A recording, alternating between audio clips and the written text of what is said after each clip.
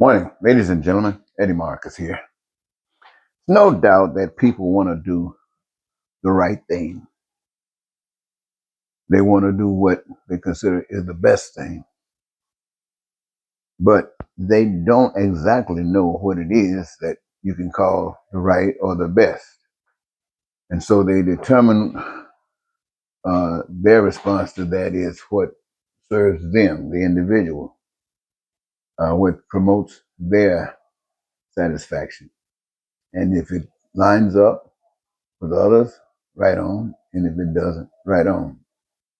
And that is acceptable to a certain degree. But other things perhaps are not so clear. For instance, when you start talking about voting, which means that people get a chance to make a statement about how they feel about certain things. And in a democracy, they say when the addition is complete, the number takes it. And they call that a legitimate and a good system. It appears to be a very good system, especially if it's fair. And it operates like that on a continued basis until changes are made that will require different action. But when you can exploit it, that has to be stopped. If people in a society can vote, and you have determined that they can, if they are of that society, then that must be extended to every last one of them.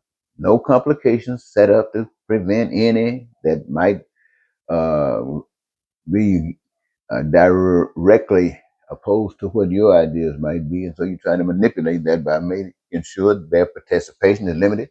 No, my friends, the first thing we have to do, and I'm saying this, is do that which is common amongst all of us. You know, there are certain things that are common amongst all of us: food, clothing, all these kind of things. There are certain things that are unique to us as individuals. And they can be dealt with and must be dealt with as long as it does not infringe upon the rights of others. And that must be dealt with from individuals who hold compassion, who hold empathy, and they know what it means to want to be free. And then perhaps there are certain things that you just can't get clarity on. For instance, abortion. You say abortion, women got the right to have that kind of control, whether it's a go or a no, and no one else. If they in their medical professions make that determination, no one else has anything to say about it. Now, you got other people saying, well, I don't want you because of whatever my reasons are. They give reasons like God. They give reasons like their opinion. But the bottom line is, if the system, if the government, I'm just saying to be honest and fair, if you can take that authority away from the women and their medical professions and execute your own, then you should not just limit it when it comes down to abortion. You should say that poverty is illegal, unconstitutional. We should say the absence of adequate education, the absence of adequate health care, all of these things are unconstitutional. And just like you were able to execute your will on the woman's body being maintained by you, then the rest of society and those things that are coming amongst us all should be maintained by your authority. And that means for everybody. You just claim that authority over there with the woman. So don't stop there. Other things are important as well. They are just as important. Without an education, you're not going anywhere. You get sick, you messed up. And ladies and gentlemen, we must change our approach to how we doing things. I'm telling you, I'm serious as I can possibly be.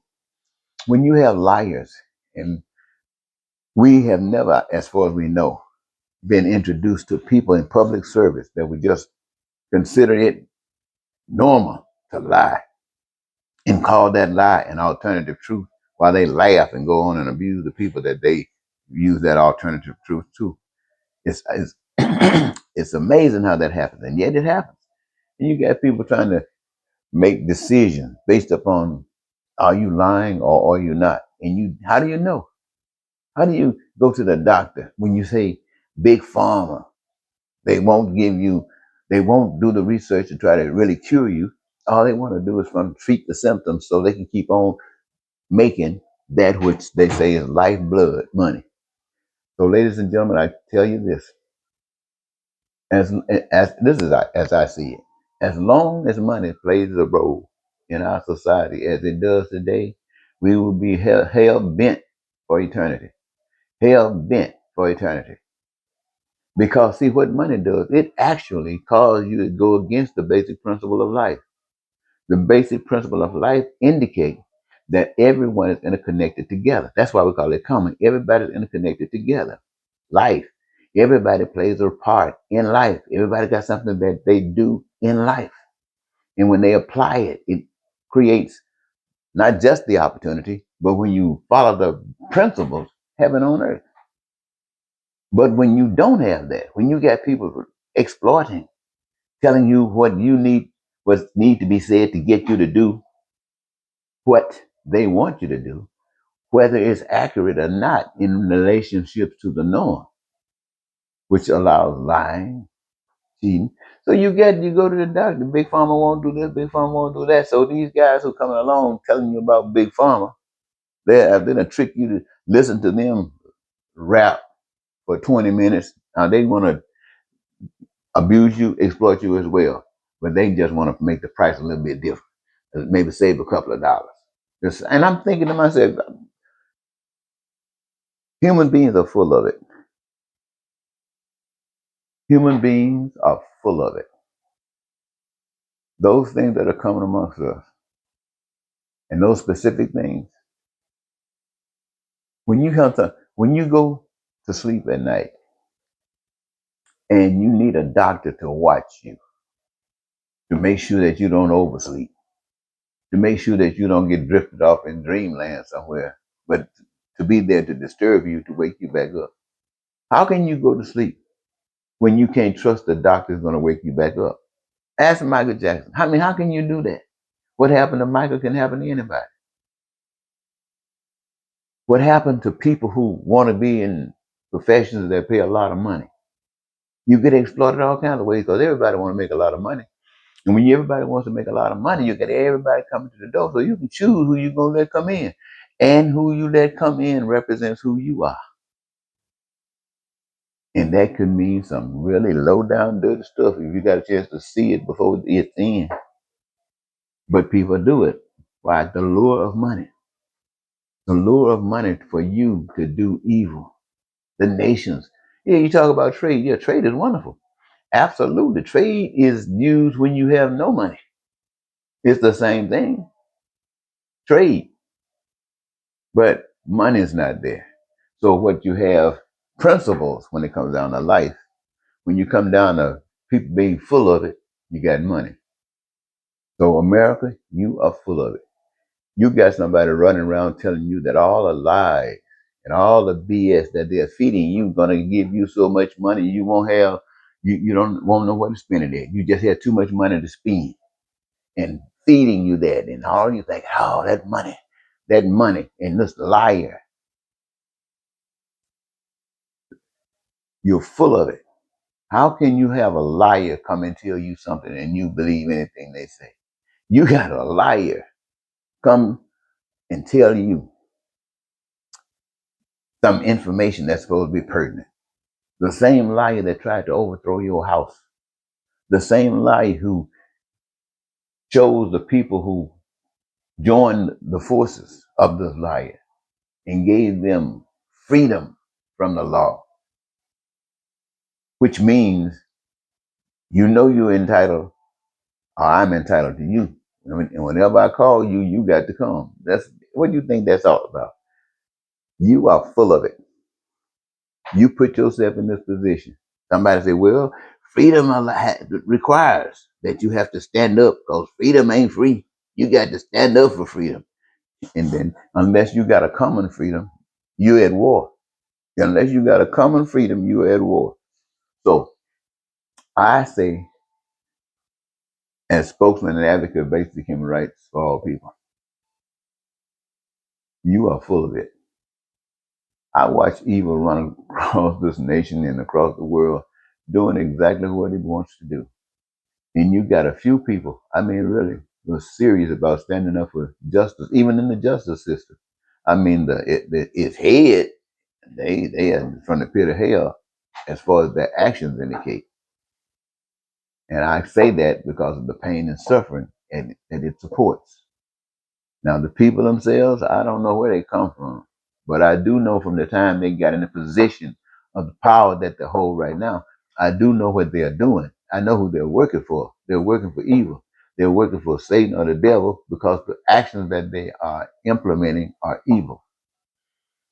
Now, I know many of you disagree with that, but I ask you this. How would you like to be on the side who lost your health care? And you might be sick, or you got somebody in your family sick, or you're going to be sick, or you're headed that way. How many of you would love to be in a position like that? How many of you would love to be absent the ability to send your kids to school, to give them an opportunity to be educated? How many of you embrace that? Or how many would you not want to have anything to do with that? How many of you are standing in opposition to people having careers of their children? How many of you want unemployment? How many of you want poverty to continue to exist? How many of you, my friend, want the alternative truth to be thrown at you every day and you not knowing what is the truth? When you get medication, what did your medication say? This medication is designed to treat this, but don't get big headed because this medication can cause something 3 times worse than what it's being treated for or what is being offered for treatment. This medication can treat this or the medication, the same medication that we're given to treat this can actually kill you. I mean, we do it every day. We take that same medication every day that's saying this is to treat you, but we might just kill you. And we're okay with that. We're okay with that. But we don't have to be. We can be beyond that. We can be certain when we set out to achieve certain things, recognize what the limits will be, what the restrictions will be, what the requirements will be, and build them. I want heaven on earth. I want thy will be done on earth as it is in heaven, not just because Jesus said it, or they say Jesus said it, but because it touches me warmly to see that you are not suffering, to see that there is no war, there's no even arguments that would pertain to war, to see that there's no hate, we can all get along, to see there's no exploitation. That that's warm to me. And when I can see if any group of people want to live secluded for themselves, fine. As home harmonious as can possibly be. No hate. It has nothing to do with trade. Those things are not going to exist. You got the right to be stuck by yourself if you want to. And at the same time, receive nothing or receive everything just like everybody else. That's a God given right. But you do not have the right to cause pain and suffering to anyone.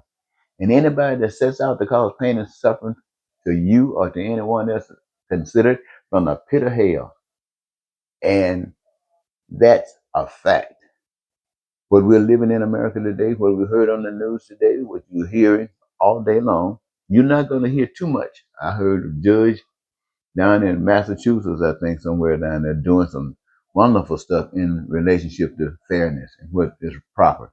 And there are a lot of even governors. I'm surprised that so many of them are standing up for what's proper today, but they are.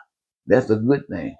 Now, what they're trying to do as they speak, they're trying to let you know that they got your back. They need you to get their backs. And so they can put a chain on this monster that's running around here messing up this country. Well, I think, ladies and gentlemen, that's enough for right now. I got a new story that's coming. I heard it, and I want to share it with you on a different day at a different time. So, if you will, come back. Until next time, Eddie Marshall saying goodbye for now.